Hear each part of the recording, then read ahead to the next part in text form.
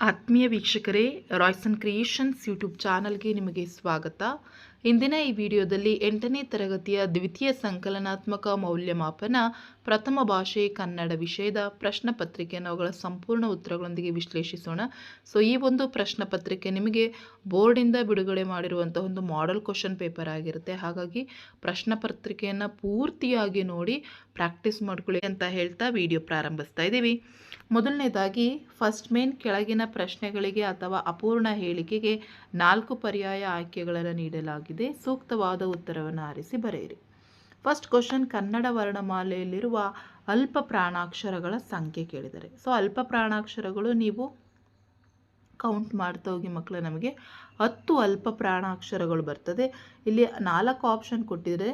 ಅದರಲ್ಲಿ option C 10 ಸರಿಯಾಗಿರುವ ಉತ್ತರ. ಎರಡನೇ ಪ್ರಶ್ನೆ, ವಿದ್ಯಾರ್ಥಿಗಳಲ್ಲಿ ಪದದಲ್ಲಿರುವ ವಿಭಕ್ತಿಯ ಹೆಸರು. ಚತುರ್ಥಿ, ಪಂಚಮಿ, ಷಷ್ಠಿ, ಸಪ್ತಮಿ ಕೊಟ್ಟಿದ್ದಾರೆ. ಅಲ್ಲಿ ಅನ್ನೋದು ಸಪ್ತಮಿ ವಿಭಕ್ತಿಗೆ ಬರ್ತದೆ ಮಕ್ಕಳ. ಹಾಗಾಗಿ option D Saptami is the right answer. ಪುಸ್ತಕವನ್ನು ಪದವು ಈ ಸಂಧಿಗೆ ಉದಾಹರಣೆ. ಪುಸ್ತಕ ಪ್ಲಸ್ ಅನ್ನು ಪುಸ್ತಕವನ್ನು ಅದು ಅಗಮ ಸಂಧಿಗೆ ಬರುವಂಥದ್ದು. ಹಾಗಾಗಿ option B is the right answer. ನಿಮಗೆ 3 ಮಲ್ಟಿಪಲ್ ಚಾಯ್ಸ್ ಕ್ವಶನ್ಸನ್ನು ನಿಮಗೆ ಕೇಳ್ತಾರೆ. ನೆಕ್ಸ್ಟ್ ಸೆಕೆಂಡ್ ಮೇನ್, ಈ ಕೆಳಗಿನವುಗಳಲ್ಲಿ ಮೊದಲೆರಡು ಪದಗಳಿಗಿರುವ ಸಂಬಂಧದಂತೆ 3ನೇ ಪದಕ್ಕೆ ಸರಿಹೊಂದುವ ಸಂಬಂಧಿ ಪದವನ್ನು ಬರೆಯಿರಿ. 4ನೇ ಪ್ರಶ್ನೆ, ಸೋಲು ಗೆಲುವು ವಿರುದ್ಧಾರ್ಥಕ ಪದ ಕೊಟ್ಟಿದ್ದಾರೆ. ಜ್ಞಾನ ಅಜ್ಞಾನ, ಹಾಗಾಗಿ ಅಜ್ಞಾನ ಇಸ್ ದ ರೈಟ್ ಆನ್ಸರ್. 5ನೇ ಪ್ರಶ್ನೆ, ಪುಣ್ಯ ಹೊನ್ನ, ಕಾರ್ಯ ಕಜ್ಜ. ತತ್ಸಮ ತದ್ಭವನ ಕೇಳಿದ್ದಾರೆ. ಸೇಮ್ ನಿಮಗೆ 10th ಪ್ಯಾಟ್ರನ್ನಲ್ಲೇ ನಿಮಗೆ ಕ್ವಶನ್ ಪೇಪರ್ ಪ್ಯಾಟ್ರನ್ ಇದೆ. ಹಾಗಾಗಿ ನೋಡಿ ಪ್ರಾಕ್ಟೀಸ್ ಮಾಡ್ಕೊಳ್ಳಿ. ನೆಕ್ಸ್ಟ್ ಥರ್ಡ್ ಮೇನ್, ಈ ಕೆಳಗಿನ ಪ್ರಶ್ನೆಗಳಿಗೆ ಪ್ರತಿಯೊಂದಕ್ಕೂ ಒಂದೊಂದು ವಾಕ್ಯದಲ್ಲಿ ಉತ್ತರವನ್ನು ಬರೆಯಿರಿ. 6ನೇ ಪ್ರಶ್ನೆ, ಎಲ್ಲೆಲ್ಲಿ ನೀರು ಕೊಡುವ ಸಂಪ್ರದಾಯವಿಲ್ಲ. ಯುರೋಪ್ ಹಾಗೂ ಅಮೆರಿಕಗಳಲ್ಲಿ ನೀರು ಕೊಡುವ ಸಂಪ್ರದಾಯವಿಲ್ಲ. 7ನೇ ಪ್ರಶ್ನೆ, ಪುರಂದರದಾಸರ ಅಂಕಿತ ನಾಮ ಕೇಳಿದರೆ ಅದು ಪುರಂದರ ವಿಠಲ ಆಗಿರ್ತದೆ. ನೆಕ್ಸ್ಟ್ 8ನೇ ಪ್ರಶ್ನೆ, ನೆಹರೂರವರು ಯಾರಿಗೆ ಪತ್ರವನ್ನು ಬರೆದಿದ್ದಾರೆ. ನೆಹರು ಅವರು ತಮ್ಮ ಮಗಳಾದ ಇಂದಿರಾ ಪ್ರಿಯದರ್ಶಿನಿಗೆ ಪತ್ರವನ್ನು ಬರೆದಿದ್ದಾರೆ. ಇದಿಷ್ಟು one word answers questions. 4th main, ಈ ಕೆಳಗಿನ ಪ್ರಶ್ನೆಗಳಿಗೆ 3 ಅಥವಾ 4 ವಾಕ್ಯಗಳಲ್ಲಿ ಉತ್ತರವನ್ನು ಬರೀಬೇಕು. 9ನೇ ಪ್ರಶ್ನೆ, ಹುಸೇನ್ ಸಾಹೇಬರ ವ್ಯಕ್ತಿತ್ವವನ್ನು ವಿವರಿಸಿ. ಹುಸೇನ್ ಸಾಹೇಬರು ಜನಪ್ರಿಯ ವ್ಯಕ್ತಿಯಾಗಿದ್ದರು. ಅವರು ಧನವಂತರಾಗಿದ್ದರು. ಮಸೀದಿ ಮಾತ್ರವಲ್ಲ, ದೇವಸ್ಥಾನವನ್ನು ಸಹ ಕಟ್ಟಿಸಿದ್ದರು. ಅವರು ಸರ್ವಧರ್ಮಗಳನ್ನು ಸಮಭಾವದಿಂದ ಕಾಣುತ್ತಿದ್ದರು. ಇದಿಷ್ಟು ಆನ್ಸರನ್ನು ನೀವಲ್ಲಿ ಬರಿಬೇಕಾಗುತ್ತೆ. 10ನೆಯ ಪ್ರಶ್ನೆ, ಶಿವನ ಸಮುದ್ರದಲ್ಲಿ ಸುಬ್ರಹ್ಮಣ್ಯ ಮಾಡಿದ ವ್ಯವಸ್ಥೆಗಳು ಯಾವ್ಯಾವು. ಸುಬ್ರಹ್ಮಣ್ಯ ಲೇಖಕರು ಶಿವನ ಸಮುದ್ರವನ್ನು ಹೊಳ ಸೇರುವ ಮುನ್ನ ಬಾಗಿಲ ಬಳಿ ನಿಂತು ವಿಶ್ವಾಸದಿಂದ ಸ್ವಾಗತಿಸಿದರು. ನಿಲ್ಮನೆಯನ್ನು ಕೂಡಲೇ ಖಾಲಿ ಮಾಡಿಸಿದರು. ಹಾಸಿಗೆ ಹಾಸಿಕೊಟ್ಟರು. ಊಟ ಉಪಚಾರದ ಬಗೆ ಕೇಳಿದರು. ಕೊನೆಗೆ ಹೋಗುವಾಗ ಗುಡ್ ನೈಟ್ ಎಂದು ಕೂಡ ಹೇಳಿದರು. ನೆಕ್ಸ್ಟ್ 11ನೇ ಪ್ರಶ್ನೆ, ಕವಿ ಗೋವಿಂದಪ್ಪಯ್ಯವರ ಪ್ರಕಾರ ಕನ್ನಡದ ಕವಿಶ್ರೇಷ್ಠರ ಹಿರಿಮೆ ಏನು ಅಂತ ಕೇಳಿದ್ದಾರೆ. ಕನ್ನಡದ ಆದಿಕವಿ ಪಂಪ, ಕವಿ ಚಕ್ರವರ್ತಿ ರನ್ನ, ಕವಿ ಚೂತವನ ಚೈತ್ರನಾದ ಲಕ್ಷ್ಮೀಶ, ಕವಿರತ್ನ ಜನ್ನ, ಷಡಕ್ಷರಿ ಮುದ್ದಣ್ಣ ಮೊದಲಾದವರು ಮಹಾಕಾವ್ಯಗಳನ್ನು ರಚಿಸಿದ್ದಾರೆ. ದಾಸಶ್ರೇಷ್ಠರಾದಂತಹ ಪುರಂದರದಾಸರು ಮೊದಲಾದವರು ಭಕ್ತಿ ಪ್ರಧಾನವಾದಂತಹ ಕೀರ್ತನೆಗಳನ್ನು ರಚಿಸಿದ್ದಾರೆ. ವಿದ್ಯಾರಣ್ಯ ಮಹರ್ಷಿಗಳು ವಿಜಯನಗರ ಸಾಮ್ರಾಜ್ಯ ಸ್ಥಾಪನೆಗೆ ಪ್ರೇರಕ ಶಕ್ತಿಯಾಗಿದ್ದಾರೆ. ಹೀಗೆ ಕನ್ನಡದ ಈ ಶ್ರೇಷ್ಠ ಕವಿಗಳು ಹಾಗೂ ಸಂತರು ಕನ್ನಡ ತಾಯಿಯ ಬಸಿರ ಹೊನ್ನಗನಿಯಾಗಿದ್ದಾರೆ. ನೆಕ್ಸ್ಟ್ 12ನೇ ಪ್ರಶ್ನೆ, ಹೊಸ ನಾಡೊಂದನ್ನು ಕಟ್ಟಬಯಸುವ ಕವಿ ಉತ್ಸಾಹದ ಉದ್ವೇಗದಲ್ಲಿ ಹೇಳುವ ಮಾತುಗಳು ಯಾವ್ಯಾವು. ನಾವು ಹೊಸ ನಾಡನ್ನು ಕಟ್ಟುವುದನ್ನು ತಡೆಯುವವರು ಹೊಡೆಯುವವರು ಯಾರಾದರೂ ಇದ್ದರೆ ಬನ್ನಿ. ಕೆಡುಕು ನುಡಿಯುವ ಕೆಡುಕು ಬಗೆಯುವ ಕೆಡುಕರು ಬನ್ನಿರಿ, ಜನರೇ ಬನ್ನಿ. ನಿಮ್ಮೆಲ್ಲರನ್ನ ತೊಡೆದು ನಿಮ್ಮ ಮಸಣದ ಮೇಲೆ ಹೊಸ ನಾಡನ್ನು ಕಟ್ಟುತ್ತೇನೆ ಎಂದು ಕವಿ ಹೇಳಿದ್ದಾರೆ. 12ನೇ ಪ್ರಶ್ನೆ, ಕವಿ ದಿನಕರ ದೇಸಾಯಿ ಅವರ ಪ್ರಕಾರ ಬೂದಿಯನ್ನು ಕೊಳದಲ್ಲಿ ಬಿಡುವುದರಿಂದ ಬದುಕು ಧನ್ಯವಾಗುವುದು ಹೇಗೆ, ವಿವರಿಸಿ. ನನ್ನ ದೇಹದ ಬೂದಿಯನ್ನು ಕೊಳದಲ್ಲಿ ಬಿಡುವುದರಿಂದ ಅದು ಕೆಸರಿನೊಡನೆ ಕೂಡಿ ಫಲವತ್ತಾದ ಮಣ್ಣಾಗ್ತದೆ.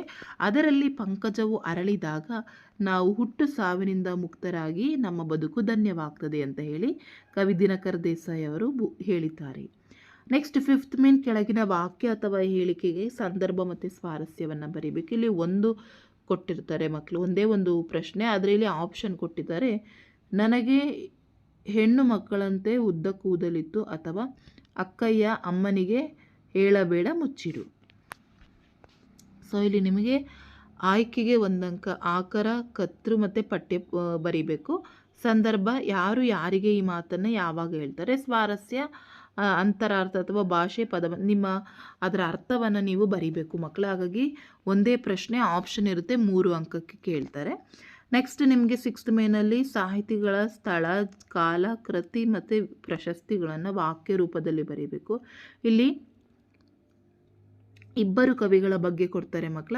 ಇಬ್ಬರಲ್ಲಿ ಒಬ್ಬರ ಕವಿಯನ್ನು ಆಯ್ಕೆ ಮಾಡಿ ಬರೀಬೇಕು. ಇಲ್ಲಿ ನೋಡಿ, ನಿಮಗೆ ಮಾಸ್ತಿ ವೆಂಕಟೇಶ ಅಯ್ಯಂಗಾರ್ ಮತ್ತು ಮುದ್ದಣ್ಣ ಕವಿ ಅವರ ಬಗ್ಗೆ ಕೇಳಿದ್ದಾರೆ ಮಕ್ಕಳ. ಸೊ ನೀವು ವಾಕ್ಯ ರೂಪದಲ್ಲಿ ಬರಬೇಕು.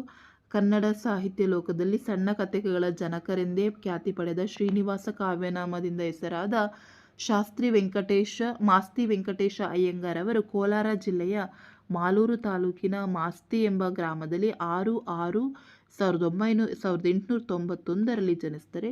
ಇವರು ಕಾವ್ಯ, ನಾಟಕ, ಕಾದಂಬರಿ, ವಿಮರ್ಶೆ ಹೀಗೆ ಕನ್ನಡ ಸಾಹಿತ್ಯದ ವಿವಿಧ ಪ್ರಕಾರಗಳಲ್ಲಿ ಕೃತಿ ರಚಿಸಿದ್ದಾರೆ. ಸೊ ಇವರ ಸಣ್ಣ ಕಥೆಗಳು ಒಟ್ಟು 13 ಸಂಪುಟಗಳಲ್ಲಿ ಪ್ರಕಟವಾಗಿವೆ. ಗೌತಮಿ ಹೇಳಿದ ಕತೆ, ಸಾರಿಪುತ್ರನ ಕೊನೆಯ ದಿನಗಳು, ಕುಚೇಲನ ಭಾಗ್ಯ, ಹೇಮಕೂಟದಿಂದ ಬಂದ ಮೇಲೆ, ಚಿಕ್ಕ ವೀರರಾಜೇಂದ್ರ ಮೊದಲಾದ ಪ್ರಮುಖ ಕೃತಿಗಳು. ಇವರ ಚಿಕ್ಕ ವೀರರಾಜೇಂದ್ರ ಕೃತಿಗೆ 1983ರಲ್ಲಿ ಜ್ಞಾನಪೀಠ ಪ್ರಶಸ್ತಿ ದೊರೆತಿದೆ. ಸೊ ಈ ರೀತಿ ವಾಕ್ಯ ರೂಪದಲ್ಲಿ ಬರೀಬೇಕಾಗ್ತದೆ ಮಕ್ಕಳ.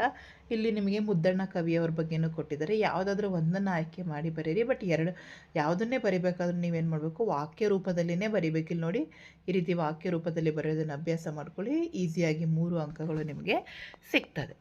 ನೆಕ್ಸ್ಟ್ ನಿಮಗೆ 7ನೇ ಮೇನಿಗೆ ಬಂದರೆ, ಕೆಳಗಿನ ವಾಕ್ಯದಲ್ಲಿರುವ ಅಲಂಕಾರವನ್ನು ಹೆಸರಿಸಿ ಲಕ್ಷಣ ಬರೆದು ಸಮನ್ವಯಗೊಳಿಸಲಿಕ್ಕೆ ಕೇಳಿದರೆ. ಸೀತೆಯ ಮುಖ ಕಮಲದಂತೆ ಹರಳಿತು. ಸೊ ಇಲ್ಲಿ ಸೀತೆಯ ಮುಖವನ್ನು ಕಮಲಕ್ಕೆ ಹೋಲಿಕೆ ಮಾಡಲಾಗಿದೆ, ಹಾಗಾಗಿ ಇದು ಉಪಮಾಲಂಕಾರಕ್ಕೆ ಬರುವ ಉದಾಹರಣೆ. ಸೊ ಇಲ್ಲಿ 2 ವಸ್ತುಗಳಿಗಿರುವ ಸಾದೃಶ್ಯ ಸಂಪತ್ತನ್ನು ವರ್ಣಿಸಿ ಹೋಲಿಕೆ ಮಾಡಿ ಹೇಳುವುದಾಗಿದೆ.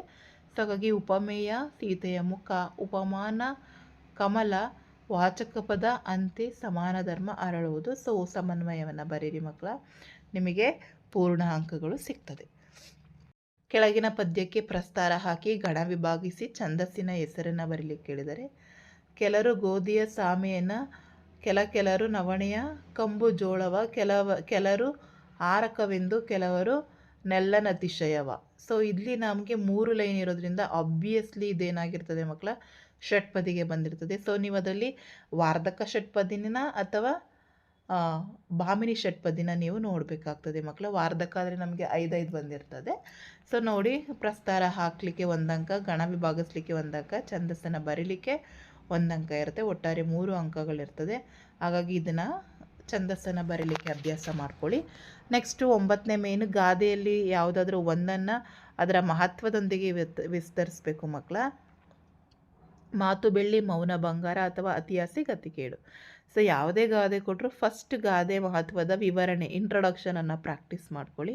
ತದನಂತರ ಉದಾಹರಣೆಯೊಂದಿಗೆ ಅದನ್ನು ಎಕ್ಸ್ಪ್ಲೇನ್ ಮಾಡಿ. ನೆಕ್ಸ್ಟ್ ಭಾಷಾ ಶೈಲಿ, ಆ ಪದಬಂಧಕ್ಕೆ ನಿಮಗೆ 1 ಅಂಕಗಳು ಸಿಗ್ತದೆ. ಸೊ ಒಟ್ಟಾರೆ ನಿಮಗೆ 3 ಅಂಕ. ಸೊ ಹಾಗಾಗಿ ಇದಕ್ಕೆ 3 ಅಂಕ, ಇದಕ್ಕೆ 3 ಅಂಕ ಸಿಗ್ತದೆ. ನೆಕ್ಸ್ಟ್ 10ನೇ ಮೇನು, ಕೊಟ್ಟಿರುವ ಪದ್ಯವನ್ನು ಪೂರ್ಣ ಮಾಡಲಿಕ್ಕೆ ಕೊಟ್ಟಿದ್ದಾರೆ. ಉಪ್ಪಿಗಿಂತಲೂ ರುಚಿಯ ತಾಯಿಗಿಂತಲೂ ಬಂದು, ಸೊ ಅಲ್ಲಿಂದ ಉಂಡವನು ಕಂಡಿಹನು ಇದರ ಹದವನು. ಸೊ ಇಲ್ಲಿ ನೋಡಿ, ನಿಮಗೆ ಇದನ್ನು ಕಂಪ್ಲೀಟಾಗಿ ಯಾವುದೇ ಮಿಸ್ಟೇಕ್ಸ್ ಇಲ್ಲದೆ 4 ಸಾಲನ್ನು ಬರೆದ್ರೆ ನಿಮಗೆ 4 ಅಂಕ ಸಿಗುತ್ತೆ. ಸೊ ನೆಕ್ಸ್ಟ್ ನಿಮಗೆ 11ನೇ ಮೇನಿಗೆ ಬಂದರೆ ಒಂದು ಪದ್ಯ ಭಾಗ ಕೊಟ್ಟಿರ್ತಾರೆ, ಅದನ್ನು ಅರ್ಥ ಮಾಡಿಕೊಂಡು ಸಾರಾಂಶವನ್ನು ಬರೀಬೇಕು ಮಕ್ಕಳ. ನಾಡಿಗಾಗಿ ತನುವ ತೆತ್ತ ಹುತಾತ್ಮರ ಸ್ಮರಣೆಯಲ್ಲಿ, ನಮ್ಮ ಕಷ್ಟದಲ್ಲೂ ನೆರೆಗೆ ನೆರಳನೀವ ಕರುಣೆಯಲ್ಲಿ, ದಾರಿ ಬಳಸಿ ಏರುವಲ್ಲಿ ಬಿರುಗಾಳಿಯೇ ಮೊಳಗುವಲ್ಲಿ, ನಮ್ಮ ಗುರಿಯ ಬೆಳಕಿನಡೆಗೆ ನಡೆಯುವ ಧೀರ ಪಯಣದಲ್ಲಿ. ಸೊ ಈ ಒಂದು ಪದ್ಯ ಭಾಗವನ್ನು ಶ್ರೀ KS ನರಸಿಂಹಸ್ವಾಮಿ ಅವರು ರಚಿಸಿರುವ ನವಪಲ್ಲವ ಕವನದಿಂದ ಆಯ್ದ ಭಾರತೀಯತೆ ಎಂಬ ಆಧುನಿಕ ಕವನದಿಂದ ಆರಿಸಲಾಗಿದೆ. ಸೊ ನಾವು ನಾಡಿಗಾಗಿ ಬಲಿದಾನ ಮಾಡಿದ ಹುತಾತ್ಮರನ್ನು ಸದಾ ನೆನೆಸುತ್ತಿದ್ದೇವೆ. ನಾವು ಕಷ್ಟದಲ್ಲಿದ್ದರೂ ನೆರೆ ರಾಷ್ಟ್ರಗಳಿಗೆ ಸಹಾಯದ ಹಸ್ತ ಚಾಚುತ್ತಿದ್ದೇವೆ. ನಾವು ನಡೆಯುವ ಮಾರ್ಗವನ್ನು ಏಳು ಬೀಳಿದ್ದರೂ, ಆತಂಕದ ಬಿರುಗಾಳಿ ಮೊಳಗುತ್ತಿದ್ದರೂ ನಮ್ಮ ಗುರಿಯ ಬೆಳಕಿನೆಡೆಗೆ ನಮ್ಮ ಧೀರ ಪಯಣ ಸಾಗುತ್ತಿದೆ. ಈ ರೀತಿ ನೀವು ಇದರ ಅರ್ಥವನ್ನು ಬರೆದ್ರೆ ನಿಮಗೆ 4 ಅಂಕ ಇರುತ್ತೆ ಮಕ್ಕಳ. ಪ್ರಾಕ್ಟೀಸ್ ಮಾಡ್ಕೊಳ್ಳಿ. So same as it is ನಿಮ್ಮ 10th ಪ್ಯಾಟ್ರನ್ ಏನಿದೆಯೋ ಹಾಗೇ ಎಕ್ಸಾಮ್ ಇರೋವಂಥದ್ದು. ಈಸಿಯಾಗಿ ನೀವು ಅಂಕ ಸ್ಕೋರ್ ಮಾಡ್ಬೋದು. 12ನೇ ಮೇಯ್ನು ನಿಮಗೊಂದು ಪ್ಯಾಸೇಜ್ ಗದ್ಯ ಭಾಗ ಕೊಟ್ಟಿರ್ತಾರೆ, ಓದ್ಕೊಂಡು ಅದರ ಕ್ವಶನ್ಸ್ಗೆ ಆನ್ಸರ್ ಮಾಡಿ ನಿಮಗೆ 4 ಅಂಕ ಸಿಗುತ್ತೆ. 2 ಪ್ರಶ್ನೆ ಕೇಳೋದು, ಪ್ರತಿ ಪ್ರಶ್ನೆಗೆ 2 ಅಂಕ ಇರುತ್ತೆ. ಸೊ ಇಲ್ಲಿ ನಮಗೆ ಕಾಣಿಸ್ತಾ ಇದೆ ನೋಡಿ, ರಾಮನ ಪರಿಣಾಮಕ್ಕೆ ಸರ್ ಸಿ ವಿ ರಾಮನ್ ಅವರ ಬಗ್ಗೆ ಕೊಟ್ಟಿದ್ದಾರೆ ಮಕ್ಕಳ. ಸೊ ಇಲ್ಲಿ ನೋಡಿ, ಪ್ರಾಮಾಣಿಕತೆ ಒಬ್ಬ ವ್ಯಕ್ತಿಯ ಜೀವನ ಬದಲಿಸಿತು, ಈ ಹೇಳಿಕೆಯನ್ನು ಸಮರ್ಥಿಸಿ ಕೇಳಿದ್ದಾರೆ. ಸೊ ರಾಮನ್ ಇನ್ಸ್ಟಿಟ್ಯೂಷನ್ ಎಂಬ ಸಂಶೋಧನಾ ಸಂಸ್ಥೆಯಲ್ಲಿ ಕೆಲಸ ನಿರ್ವಹಿಸಲು ಯುವ ಸಂಶೋಧಕರನ್ನು ಆಯ್ಕೆ ಮಾಡಿಕೊಳ್ಳಬೇಕಾಗಿತ್ತು. ಅದರದ್ದು ಆನ್ಸರನ್ನು ಬರೀರಿ, 2 ಅಂಕ ಸಿಗುತ್ತೆ. ನೆಕ್ಸ್ಟ್, ಈ ಪದ್ಯ ಭಾಗದಲ್ಲಿ ಮೂಡಿ ಬಂದ ಮೌಲ್ಯವನ್ನು ಗುರುತಿಸಿ ಬರೀರಿ ಕೇಳಿದರೆ ಪ್ರಾಮಾಣಿಕತೆ, ಸಮಯೋಚಿತ ನಿರ್ಧಾರ, ಸತ್ಯ, ನ್ಯಾಯ, ವಿದ್ಯಾರ್ಥಿಗಳ ಬದ್ಧತೆ, ಸಂಸ್ಥೆಯ ವಿಶಾಲ ಭಾವನೆ ಮೊದಲಾದವು. ಸೊ ನೋಡಿ, ಇಷ್ಟು ಬರೆದ್ರೆ 4 ಅಂಕ ಸಿಗುತ್ತೆ. ಆ್ಯಂಡ್ ನೆಕ್ಸ್ಟ್ ನಿಮಗೆ 13ನೇ ಮೇನಿಗೆ ಬಂದರೆ ಪತ್ರಲೇಖನ ಇದೆ ಮಕ್ಕಳ. ಸೊ ನಿಮ್ಮನ್ನು ಕಡೂರಿನ ಸರ್ಕಾರಿ ಪ್ರೌಢಶಾಲೆಯ ವಿದ್ಯಾರ್ಥಿ ಕಮಲಾ ಎಂದು ಭಾವಿಸಿಕೊಂಡು ನಿಮ್ಮ ಗ್ರಾಮಕ್ಕೆ ಪ್ರಾಥಮಿಕ ಆರೋಗ್ಯ ಕೇಂದ್ರವನ್ನು ಮಂಜೂರು ಮಾಡಿಕೊಡುವಂತೆ ಕೋರಿ ಸ್ಥಳೀಯ ಶಾಸಕರಿಗೆ ಮನವಿ ಪತ್ರವನ್ನು ಕೇಳಿದ್ದಾರೆ ಮಕ್ಕಳ. ಹಾಗಾಗಿ ಸೊ ಫಾರ್ಮಲ್ ಲೆಟರ್ ನಿಮಗೆ ಪ್ರಾಕ್ಟೀಸ್ ಮಾಡಿರ್ತೀರ, ಇಂದ ಬರಿಬೇಕು, ಗೆ ಬರಿಬೇಕು, ನೆಕ್ಸ್ಟ್ ಸಂಬೋಧನೆ ವಿಷಯ ಬರೆದು ಪತ್ರದ ಒಡಲಿರಬೇಕು. ಮಾನ್ಯರೇ, ಮೇಲ್ಕಂಡಂತೆ ಈ ರೀತಿ ನಮಗೆ ಇದು ಮಾಡಿಸ್ಕೊಡಿ, ಪ್ರಾಥಮಿಕ ಆರೋಗ್ಯ ಕೇಂದ್ರವನ್ನು ಮಂಜೂರು ಮಾಡಿಕೊಡಿ ಅಂತ ಬರೆದು, ತದನಂತರ ನೀವು ಈ ರೀತಿ ತಮ್ಮ ಪ್ರೀತಿಯ ವಿಶ್ವಾಸಿ ಅಂತ ಹಾಕಿ ಸ್ಥಳ ದಿನಾಂಕ ಅಷ್ಟು ಬರೆದ್ರೆ ನಿಮ್ಗೆ ಅಲ್ಲಿಗೆ 4 ಅಂಕ. ನಿಮ್ಮ ಭಾಷಾ ಶೈಲಿಗೆ 1 ಅಂಕ ಇರುತ್ತೆ. ಒಟ್ಟಾರೆ 5 ಅಂಕಗಳು ಇರ್ತದೆ ಮಕ್ಕಳ. ಸೊ ಈ ಪ್ರಶ್ನೆಗೆ ಆಪ್ಷನ್ ಕೊಟ್ಟು ನಿಮಗೆ ಪ್ರಬಂಧ ಕೊಟ್ಟಿರ್ತಾರೆ, ಯಾವುದಾದ್ರೂ ಒಂದು ಪ್ರಬಂಧವನ್ನು ಆಯ್ಕೆ ಮಾಡಿ ಬರೀಬೇಕು. ಸೊ ಬರೀಬೇಕಾದ್ರೆ ಫಸ್ಟ್ ಪ್ರಸ್ತಾವನೆ ಇರಲೇಬೇಕು, ತದನಂತರ ವಿಷಯ ನಿರೂಪಣೆ, ನಂತರ ಉಪಸಂಹಾರ. ನಿಮ್ಮ ಭಾಷಾ ಶೈಲಿಗೆ 1 ಅಂಕ. ಸೊ ಒಟ್ಟಾರೆ ಈ ರೀತಿ ನಿಮ್ಮ ಪ್ರಶ್ನೆ ಪತ್ರಿಕೆ ಹಂಚಿಕೆ ಆಗಿರ್ತದೆ ಮಕ್ಕಳ. ಇದೇ ರೀತಿ ನೀವು ಪ್ರಾಕ್ಟೀಸ್ ಮಾಡಿಕೊಂಡು ಎಕ್ಸಾಮ್ಗೆ ಪ್ರಿಪೇರ್ ಆಗಿ. ಸೊ ಇದು ನಿಮಗೆ ಬೋರ್ಡಿಂದಲೇ ಬಿಟ್ಟಿರೋ ಮಾಡಲ್ ಕ್ವಶನ್ ಪೇಪರ್ ಆಗಿರೋದ್ರಿಂದ ಇದೇ ಪ್ಯಾಟ್ರನಲ್ಲಿ ಎಕ್ಸಾಮ್ಗೆ ಪ್ರಿಪೇರ್ ಆಗಿ ಅಂತ ಹೇಳ್ತಾ ವಿಡಿಯೋ ಎಂಡ್ ಮಾಡ್ತಾ ಇದ್ದೀವಿ. Thank you.